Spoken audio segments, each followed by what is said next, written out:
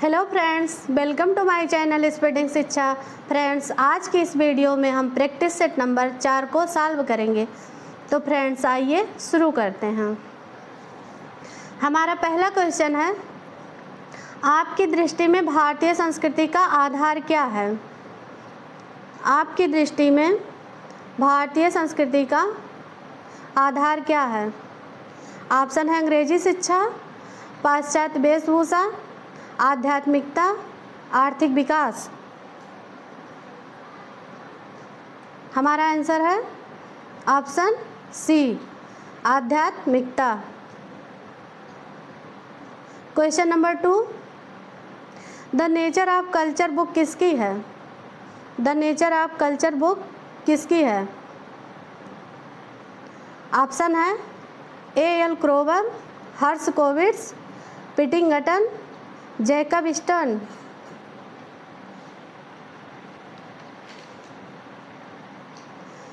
Answer है A.L. क्रोवर। अच्छा, इसी से मिलती जुलती एक पुस्तक लिखी है रॉल्फ लिंटन ने, द ट्री ऑफ कल्चर। क्या लिखी है? The tree of culture. तो कंफ्यूज मत होइएगा, द नेचर ऑफ कल्चर यदि रहेगा तो A.L. क्रोवर होंगे और द ट्री ऑफ कल्चर रहेगा तो रॉल्फ लिंटन की बुक है। और एक है the science of culture. The science of culture Leslie White ji की है। किसकी है? लेस्ली व्हाइट जी की। The science of culture Leslie White, the nature of culture A.L. Kroeber, the tree of culture Ralph Linton. Question number 3, एक ऐसे सामान्य विज्ञान की आवश्यकता है जो विभिन्न सामाजिक विज्ञानों के निष्कर्षों में समन्वय स्थापित कर सके ताकि समाज को समग्र रूप से समझा जा सके। ये स्टेटमेंट किसका है? एक ऐसे सामान्य विज्ञान की आवश्यकता है जो विभिन्न सामाजिक विज्ञानों के निष्कर्षों में समन्वय स्थापित कर सके ताकि समाज को समग्र रूप से समझा जा सके। ये स्टेटमेंट किसका है? ऑप्शन है Herbert Spencer, Sorokin, email Durkheim या जिन्सबर्ग। आंसर है सोरोकिन। सोरोकिन वही हैं जो समन्वयात्मक संप्रदाय के जनक माने जाते हैं। ये स्टेटमेंट सोरोकिन जी का है। क्वेश्चन नंबर 4, 1931 की जनगणना में 1931 की जनगणना में अस्पृश्य जातियों के लिए क्या शब्द प्रयुक्त किया गया? 1931 की जनगणना में अस्पृश्य जातियों के लिए कौन से शब्द का प्रयोग किया गया? ऑप्शन है दलित वर्ग, अनुसूचित जातियां, बाहरी जातियां या हरिजन। आंसर गेस करिए। 1931 की जनगणना कब की? 1931 की। हमारा आंसर है बाहरी जातियाँ। बाहरी जातियाँ किसने बोला था? अस्पृश्य जातियों को। बाहरी जातियाँ किसने बोला था? अस्पृश्य जातियों को। तो बाहरी जातियाँ एक थे J.H. हट्टन महोदय जी, उन्होंने अस्पृश्य जातियों को बाहरी जातियाँ बोला था। उन्हीं के निर्देशन में जो ये 1931 की जनगणना हुई थी, उन्हीं के निर्देशन में हुई थी, इसलिए उन अस्पृश्य जातियों को बाहरी जातियां बोला गया था और ये उन्हीं हट्टन के द्वारा ये बोला गया था। अच्छा, एक क्वेश्चन बनता है कि किस आर्टिकल में अस्पृश्यता निवारण की बात की गई है? किस आर्टिकल में? बहुत बार क्वेश्चन हर बार आता है एग्जाम में। तो किस आर्टिकल में? तो 17 में, आर्टिकल 17 में अस्पृश्यता निवारण की बात की गई है। आर्टिकल 17 में अस्पृश्यता निवारण की बात की गई। एक क्वेश्चन ये भी बनता है कि अस्पृश्यता निवारण अधिनियम कब बना? किस सन में बना? अस्पृश्यता निवारण अधिनियम किस सन में बना? तो 1955 में बना था। कब बना था? 1955 में बना था। अच्छा, एक क्वेश्चन ये भी बहुत बार आया है एग्जाम में कि अनुसूचित जाति एवं जनजाति अत्याचार निवारण अधिनियम कब बना? अनुसूचित जाति एवं जनजाति अत्याचार निवारण अधिनियम कब बना? तो वह बना था 1989 में, ये 1989 में बना था और 30 जनवरी 1990 को लागू हुआ था, 1990 को लागू हुआ था। और एक क्वेश्चन ये भी बहुत बार बना है कि सिविल अधिकार संरक्षण अधिनियम कब बना, सिविल अधिकार संरक्षण अधिनियम कब बना, तो सिविल अधिकार संरक्षण अधिनियम 1976 में बना। ये सारे बहुत कंफ्यूज करते हैं क्योंकि सेम मिलते जुलते हैं तो थोड़ा कन्फ्यूजन होता है वहाँ पे। तो सिविल अधिकार संरक्षण अधिनियम कब बना, तो 1976 में, 19 नवंबर 1976 में इसे लागू किया गया था। क्या, सिविल अधिकार संरक्षण अधिनियम। अच्छा, ये जो है सिविल अधिकार संरक्षण अधिनियम, जो ये 1955 का अस्पृश्यता निवारण अधिनियम था, जो 1955 का, इसी को संशोधित जब किया गया तब उसी को सिविल अधिकार संरक्षण अधिनियम कहा गया। जब 1955 के अस्पृश्यता अपराध अधिनियम को संशोधित किया गया तो उसी को सिविल अधिकार संरक्षण अधिनियम के नाम से संशोधित किया गया, जिसे 19 नवंबर 1976 में लागू किया गया।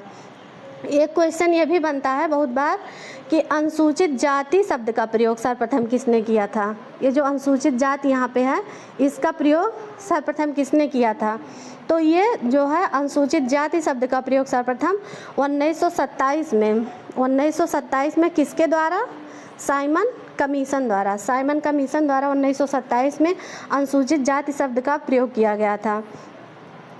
और एक 1935 के अधिनियम में इन्हें सूचीबद्ध किया गया था, किन्हें, अनुसूचित जातियों को 1935 के अधिनियम में सूचीबद्ध किया गया और इन्हें अनुसूचित जाति नाम दिया गया। 1935 के अधिनियम में इन्हें सूचीबद्ध किया गया और इन्हें अनुसूचित जाति नाम दिया गया।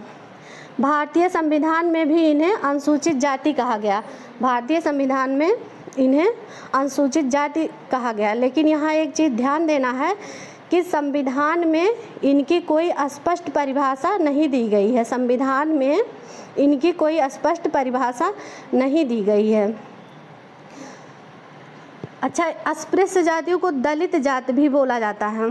क्या बोला जाता है, ये जो दलित वर्ग है ये भी बोला जाता है। तो ये किसके द्वारा बोला गया था, दलित वर्ग किसके द्वारा बोला गया था, तो अंग्रेजों के द्वारा बोला गया था, दलित वर्ग अंग्रेजों के द्वारा बोला गया था। अच्छा, यहाँ हरिजन है, हरिजन शब्द किसके द्वारा बोला गया था सर्वप्रथम, ये भी क्वेश्चन आता है, हरिजन शब्द किसके द्वारा बोला गया था, तो ये महात्मा गांधी जी द्वारा हरिजन शब्द बोला गया था। किसके द्वारा, महात्मा गांधी जी द्वारा।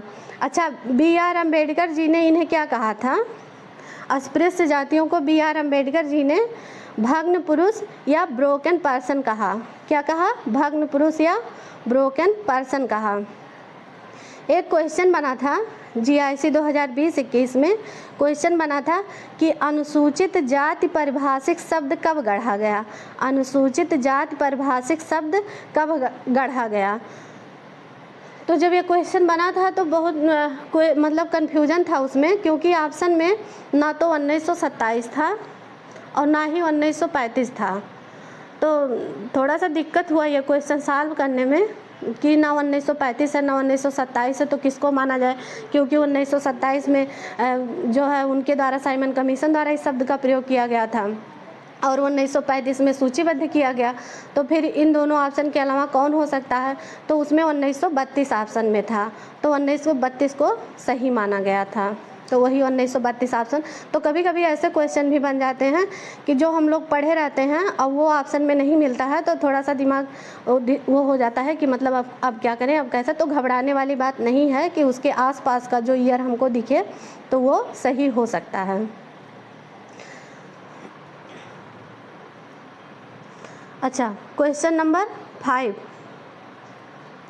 क्वेश्चन नंबर 5, भारत में सर्वप्रथम बाल न्यायालय किस शहर में स्थापित किया गया, कहाँ पे, भारत में, भारत में सर्वप्रथम बाल न्यायालय कहाँ पे स्थापित किया गया, ये भी क्वेश्चन बना है। तो सर्वप्रथम ऑप्शन है कोलकाता, चेन्नई, दिल्ली, मुंबई। हमारा आंसर है कोलकाता। कोलकाता में कब बना था भारत में सर्वप्रथम बाल न्यायालय, कब बना था, तो 1922 में। कब बना था? 1922 में कलकत्ता में। अच्छा, सर्वप्रथम बाल न्यायालय की स्थापना कहाँ पे हुई और किस ईयर में हुई? सर्वप्रथम बाल न्यायालय की स्थापना कहाँ हुई, किस शहर में हुई? तो सर्वप्रथम बाल न्यायालय की स्थापना शिकागो शहर में 1899 में हुई। कब हुई? 1899 शिकागो शहर में हुई थी। Question number 6। क्वेश्चन नंबर 6, समन्वयात्मक संप्रदाय से संबंधित निम्न में से कौन से नहीं हैं? समन्वयात्मक संप्रदाय में से संबंधित निम्न में से कौन से नहीं हैं? इन नामों में से देखना है कि इनमें से कौन से नहीं हैं। ऑप्शन है Ward, Motwani, professor Hayes, Max Weber. समन्वयात्मक संप्रदाय, दो संप्रदाय है ना, एक समन्वयात्मक संप्रदाय, एक स्वरूपात्मक संप्रदाय। तो समन्वयात्मक संप्रदाय से संबंधित कौन से नहीं हैं? कौन से नहीं हैं? हमारा आंसर है मैक्स वेबर। मैक्स वेबर क्या है? ये स्वरूपात्मक संप्रदाय से संबंधित है। बाकी वार्ड, मोटवानी, प्रोफेसर हेज, ये सब समन्वयात्मक संप्रदाय से संबंधित हैं। Question number 7। क्वेश्चन नंबर 7, राष्ट्रीय महिला आयोग का गठन किस वर्ष हुआ? राष्ट्रीय महिला आयोग का गठन किस वर्ष हुआ? ऑप्शन है 1988, 1992, 1993 और 1995। हमारा आंसर है ऑप्शन बी 1992। कहीं कहीं 1992 नहीं रहता है, 1990 भी रहता है, तो कंफ्यूज मत होइएगा, क्योंकि 1990 में यह बना था। राष्ट्रीय महिला आयोग 1990 में बना था और 92 में लागू हुआ था। क्वेश्चन नंबर 8, समाजशास्त्र विज्ञान है क्योंकि यह।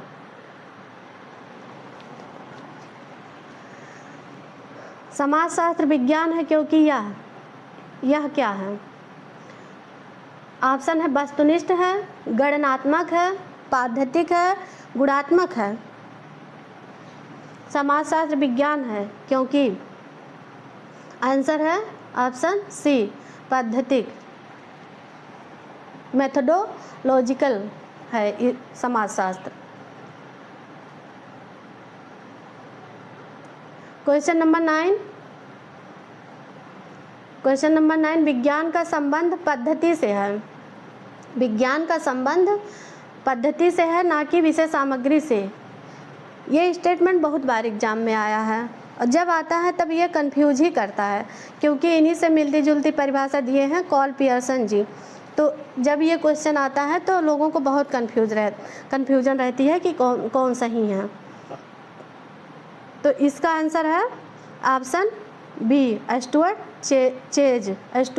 चेज। कार्ल पियर्सन की परिभाषा है कि सभी विज्ञानों की एकता उसकी कार्य प्रणाली में है, ना कि उसकी विषय वस्तु में। सभी विज्ञानों की एकता उसकी कार्य प्रणाली में है, ना कि उसकी विषय वस्तु में। तो ये स्टेटमेंट कार्ल पियर्सन जी का है। बाकी विज्ञान का संबंध पद्धति से है, ना कि विषय सामग्री से, तो यह स्टेटमेंट स्टुअर्ट चेज जी का है। क्वेश्चन नंबर 10, समाजशास्त्र में सभी विशेषताएं पाई जाती हैं जो एक विज्ञान के लिए आवश्यक है, या किसने कहा? समाजशास्त्र में वह सभी विशेषताएं पाई जाती हैं जो एक विज्ञान के लिए, मतलब विज्ञान के लिए जितनी सारी आवश्यकताएं होती हैं वो सब समाजशास्त्र में पाई जाती है। यह स्टेटमेंट किसका है? ऑप्शन है Stewart Glynn, August Comte, Herbert Spencer, Emile Durkheim. Answer है ऑप्शन ए, स्टीवर्ट एवं Glynn. Question number 11, Karl Marx द्वारा दिए गए निम्नलिखित समाज के क्रम को व्यवस्थित कीजिए। कार्ल मार्क्स द्वारा दिए गए निम्नलिखित समाज के क्रम को व्यवस्थित कीजिए। प्राचीन समाज, आदिम समाज, सामंतवादी समाज, एशियाई समाज।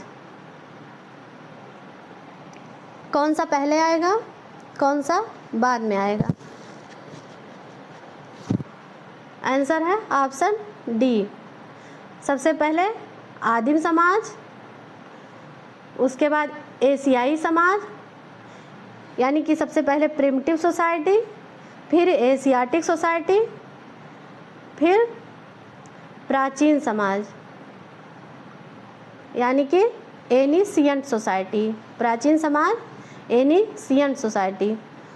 उसके बाद सामंतवादी समाज, फ्यूडल सोसाइटी, सामंतवादी समाज, फ्यूडल सोसाइटी। तो आदिम समाज, एशियाई समाज, प्राचीन समाज और सामंतवादी समाज। ये क्वेश्चन आया हुआ था, प्राध्यापक की परीक्षा 2020 में हुई थी, 2020 में, तो उसमें ये आया हुआ था।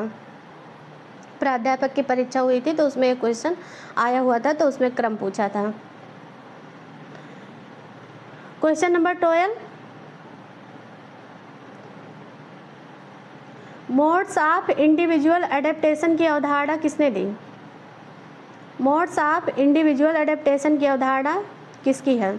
यह क्वेश्चन आया था जो अक्टूबर 2022 में नेट का एग्जाम हुआ था, तो उसमें यह क्वेश्चन आया हुआ था। ऑप्शन है Emile Durkheim, Talcott Parsons, R K Merton, Peter Blau. Answer है R K Merton. Question number 13, खाद्य पदार्थों का उत्पादन करने वाले परिवार और ऐसे परिवार का जो उन्हें वस्तुओं और सेवाओं की आपूर्ति करते हैं के बीच टिकाऊ संबंधों को कहा जाता है, क्या कहा जाता है? ये भी क्वेश्चन आया हुआ था, अक्टूबर 2022 का क्वेश्चन है नेट के एग्जाम का। तो खाद्य पदार्थों का उत्पादन करने वाले परिवार और ऐसे परिवार का जो उन्हें वस्तुओं और सेवाओं की आपूर्ति करते हैं के बीच टिकाऊ संबंधों को कहा जाता है, क्या कहा जाता है? ऑप्शन है सेवा प्रदाता जाति, उत्पादक जाति संबंध, जजमानी संबंध। आंसर है जजमानी संबंध। जजमानी संबंध में किसने गहन अध्ययन किया है? तो विलियम वाइजर महोदय ने। क्वेश्चन नंबर 14, एंथ्रोपोलॉजिस्ट शब्द का प्रयोग सर्वप्रथम किसने किया? एंथ्रोपोलॉजिस्ट शब्द का प्रयोग सर्वप्रथम किसने किया? ऑप्शन है अरस्तु, प्लेटो, रूसो, लाक। आंसर है अरस्तु।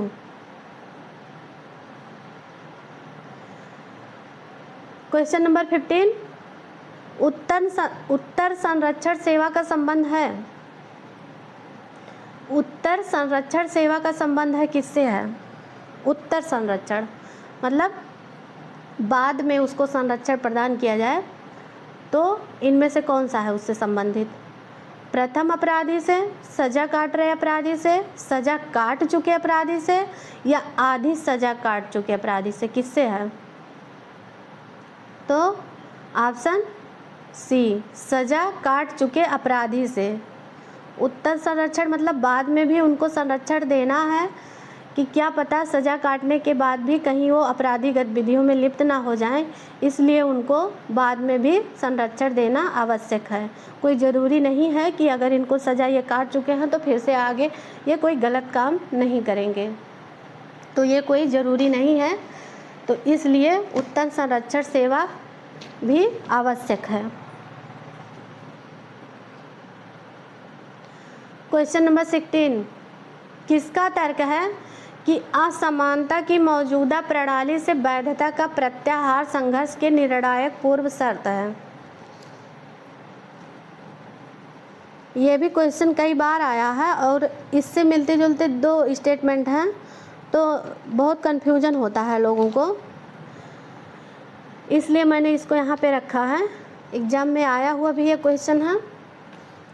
तो किसका तर्क है कि असमानता की मौजूदा प्रणाली से वैधता का प्रत्याहार संघर्ष की निर्णायक पूर्व शर्त है? ऑप्शन है Dahrendorf, Lewis Coser, Collins, Habermas. Answer है ऑप्शन बी, लेविस कोजर। अच्छा, जो इनसे मिलता जुलता है वो है कि किसकी यह धारणा थी कि प्राधिकार संबंध, तो वहाँ पे प्राधिकार है, प्राधिकार, तो यही प्राधिकार और प्रत्याहार प्राधिकार और प्रत्याहार में कन्फ्यूजन हो जाता है। तो जब प्राधिकार रहेगा, अथॉरिटी की बात रहेगी, तब वहाँ पर डेहरनडॉर्फ रहेंगे। कौन रहेंगे? डेहरनडॉर्फ। अथॉरिटी की बात रहेगी। बाकी जब वैधता का प्रत्याहार संघर्ष की बात रहेगी तब वहाँ पर लेविस कोजर रहेंगे। तो ये क्लियर कर लीजिएगा क्योंकि ये दोनों सेम मिलते जुलते हैं कि किसकी यह धारणा थी कि प्राधिकार संबंध सामाजिक संघर्ष के मुख्य कारण हैं। प्राधिकार संबंध सामाजिक संघर्ष के मुख्य कारण है, तो ये स्टेटमेंट डेहरनडॉर्फ का है। और जब ये रहेगा कि असमानता की मौजूदा प्रणाली से वैधता का प्रत्याहार संघर्ष की निर्णायक पूर्व शर्त है, तब वहाँ पे लेविस कोजर जी रहेंगे। तो कीवर्ड हमारा यही है कि कोजर में प्रत्याहार है और डेहरनडॉर्फ में प्राधिकार रहेगा, अथॉरिटी रहेगी, तो वहाँ पे डेहरनडॉर्फ हो जाएंगे। क्वेश्चन नंबर 17, निम्न में उद्विकासवाद सिद्धांत के प्रवर्तक कौन थे? यह भी क्वेश्चन आया हुआ था और ये बहुत कन्फ्यूजन रहती है इस क्वेश्चन में भी। तो उद्विकासवाद सिद्धांत के प्रवर्तक कौन थे? ऑप्शन है Hegel, Karl मैनहीम, Auguste Comte, Karl Marx. Answer है अगस्त कॉम्ट। उद्विकास पे काफ़ी काम स्पेंसर जी का, हर्बर्ट स्पेंसर जी का, तो इसलिए इसमें कन्फ्यूजन रहता है कि किसको माना जाए, स्पेंसर जी को या अगस्त कॉम्ट जी को। तो सर्वप्रथम जो उद्विकासवाद सिद्धांत के प्रवर्तक थे वो अगस्त कॉम्ट जी को माना जाएगा, जो कि समाजशास्त्र के पिता हैं।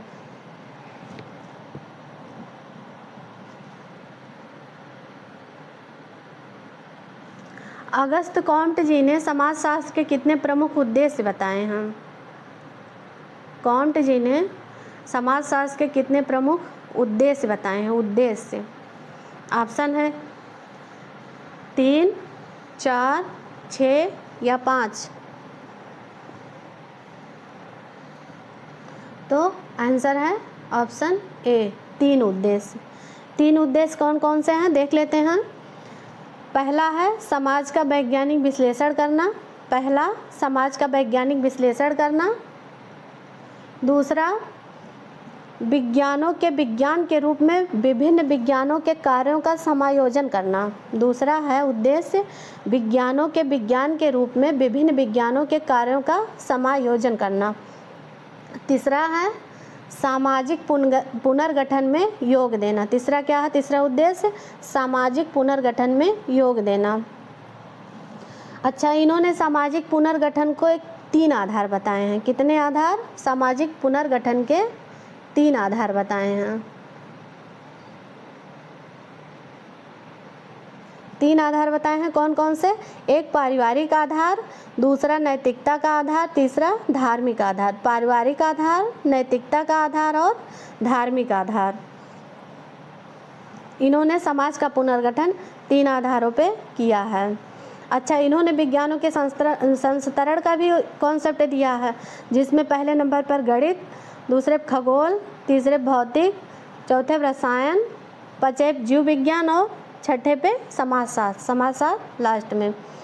इन्होंने चिंतन की 3 अवस्थाओं का भी कॉन्सेप्ट दिया है। Law of 3 stages of thinking, law of 3 stages of thinking, मतलब चिंतन की 3 अवस्था इन्होंने बताया है। और जो ये इनका law of 3 stages of thinking है, चिंतन की 3 अवस्थाओं का कॉन्सेप्ट जो है, यह नियम जो है कांट के समाजशास्त्र का आधार है। क्या है? क्वेश्चन बने ही कि अगस्त कॉम्ट जी के समाजशास्त्र का आधार क्या है, तो इनका चिंतन की 3 अवस्थाएं, law of 3 stages, law of 3 stages, ये समाजशास्त्र का आधार है।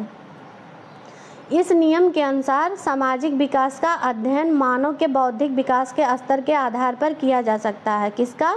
चिंतन की 3 अवस्थाओं का अध्ययन जो है मानव के बौद्धिक विकास के आधार पर किया जा सकता है। किसके आधार पर? मानव के बौद्धिक विकास के आधार पर। और इन्होंने मानव के बौद्धिक विकास की 3 अवस्थाएं बताई हैं। कितनी अवस्थाएं? 3 अवस्थाएं। मानव के बौद्धिक विकास की 3 अवस्थाएं बताई हैं। पहला धार्मिक स्तर, दूसरा तात्विक स्तर, तीसरा वैज्ञानिक स्तर। Theological, metaphysical, positivism. Theological, metaphysical, positivism, इन्होंने 3 आधार बताए हैं। बौद्धिक विकास की 3 अवस्थाओं की बात की है। और ये क्रम भी पूछ लेता है कि इनका क्रम क्या है, धार्मिक, तात्विक, वैज्ञानिक, तो कौन सा क्रम है, तो यही क्रम है थियोलॉजिकल, मेटाफिजिकल और पॉजिटिविज्म, यानी कि धार्मिक स्तर, तात्विक स्तर और वैज्ञानिक स्तर। जो इनका धार्मिक स्तर था, धार्मिक स्तर में इस अवस्था में सभी घटनाओं की व्याख्या धार्मिक आधार पर होती थी। जो धार्मिक स्तर था, इस अवस्था में सभी घटनाओं की व्याख्या धार्मिक आधार पर होती है। उसके बाद जो तात्विक स्तर है, यह धार्मिक और तात्विक के बीच की अवधारणा है। क्या है? धार्मिक और तात्विक के बीच की अवस्था है। और जो लास्ट है वैज्ञानिक अवस्था या वैज्ञानिक स्तर, इसमें घटनाओं की व्याख्या तर्क व वैज्ञानिक आधार पर होती है। किस आधार पर? तर्क व वैज्ञानिक आधार पर। क्वेश्चन नंबर 19, स्वरूपों का अध्ययन अन्य विज्ञानों द्वारा भी किया जा सकता है, अतः समाजशास्त्र के लिए मानवीय संबंधों के स्वरूपों के विज्ञान के रूप में कोई स्थान नहीं। अब ये टिप्पणी कौन कर सकता है? हम लोग गेस कर सकते हैं कि जो स्वरूपात्मक संप्रदाय से जो संबंधित नहीं होगा वही यह कहेगा। तो जो स्वरूपात्मक संप्रदाय से संबंधित नहीं है, तो जो समन्वयात्मक संप्रदाय से संबंधित होगा वही दे सकता है ये स्टेटमेंट। तो थोड़ा गेस कर सकते हैं हम लोग कि स्वरूपों का अध्ययन अन्य विज्ञानों द्वारा भी किया जा सकता है, अतः समाजशास्त्र के लिए मानवीय संबंधों के स्वरूपों के विज्ञान के रूप में कोई स्थान नहीं है। ऑप्शन है सोरोकिन, वॉन बीज, वीरकांत, जिन्सबर्ग। हमारा आंसर है सोरोकिन। क्वेश्चन नंबर 20, शास्त्रीय समाजशास्त्रीय परंपरा में वे सबसे प्रथम व्यक्ति थे। मतलब जो क्लासिकल थिंकर थे, उस परंपरा के जो थिंकर थे उसमें सबसे प्रथम व्यक्ति थे जिन्होंने सर्वप्रथम चौंकाने वाली प्राकल्पना प्रस्तुत की कि सामाजिक सुदृढ़ता का स्रोत श्रम विभाजन है। क्या है? सामाजिक सुदृढ़ता का स्रोत श्रम विभाजन है। यह प्राकल्पना किसने प्रस्तुत की थी? ये क्वेश्चन आया हुआ था GIC में 2020-21 में ये क्वेश्चन आया था। और जब यह क्वेश्चन आया था तो अभी तक लोगों को डाउट है, क्योंकि ये कीवर्ड दिया है श्रम विभाजन। श्रम विभाजन कीवर्ड दिया है और इसी से लोग ये आंसर गलत करते हैं। तो हमारा ऑप्शन है Emile Durkheim, August Comte, Max Weber, Karl marks.